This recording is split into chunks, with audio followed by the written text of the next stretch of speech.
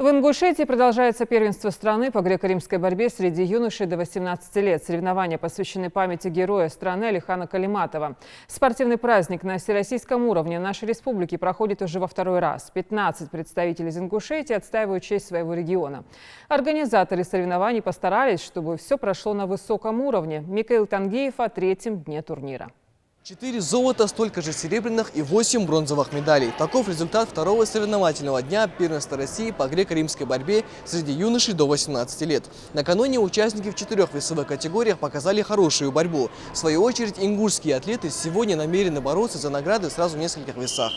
Ничто так не мотивирует спортсмена на победу, как строгая поддержка его наставника, шутят опытные спортсмены. Учитывая, что на первом татаме соревнуются борцы в тяжелой весовой категории, силы уходят очень быстро. В таком состоянии лишний заряд бодрости не помешает. Греко-римская борьба – это не только сила и ловкость, но также грамотный расчет под конкретного соперника. В упорной схватке сошлись спортсмены из Красноярского края и Северной Осетии. Несмотря на продолжительную и равную встречу, борец в красном все-таки смог под конец вырвать победу.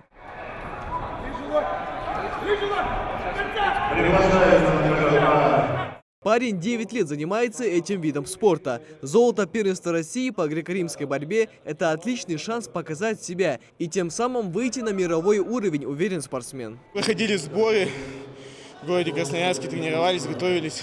Хотелось бы в сборную России попасть. То есть на сборы, там первенство мира, первенство Европы. Продемонстрировать возможности ингушской школы борьбы получилось и у наших ребят. На соседнем ковре борются участники в весе до 80 килограммов. Спортсмен в синем – это Магомед Далаков, который хорошо известен своей скоростью и выносливостью в схватке.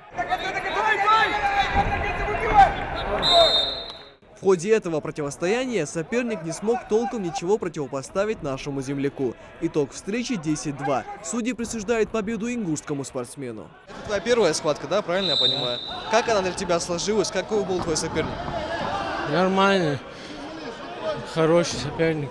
Дал продышаться хорошо. Наши ребята тоже выступают, ингуши, да? Что бы ты пожелал, может быть? Следом еще один ингуш прошел следующий этап первенства. Алан Амриев также целый год готовился к этим соревнованиям, ежедневно оттачивая свои навыки и умения. Впереди еще пару схваток, и борец намерен идти до конца. Перед Россией у нас был Приволжский округ ПФО. Я выиграл путевку и попал на Россию. Насчет моего выступления видно будет пока что, это всего лишь начало. Депутат Госдумы, вице-президент Федерации спортивной борьбы России Алихан Харсиев подчеркнул, что греко-римская борьба в Ингушетии развивается стремительными темпами. Это не только для республики, это для российской борьбы, для мировой борьбы. Это самый сильный чемпионат, который есть в мире, существует сегодня по своей возрастной категории, конечно.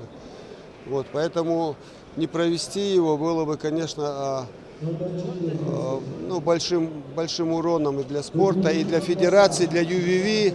В свою очередь, депутат Государственной Думы, заслуженный мастер спорта СССР Александр Карелин отметил, такие масштабные спортивные события способствуют не только развитию спорта, но и укрепляют дружеские отношения между спортсменами из разных субъектов нашей страны.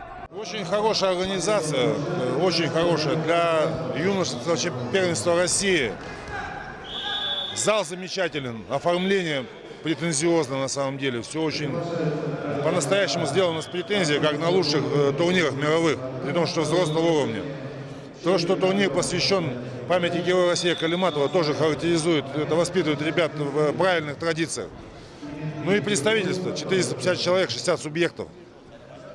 Конечно, это в тяжелом весе 33 человека.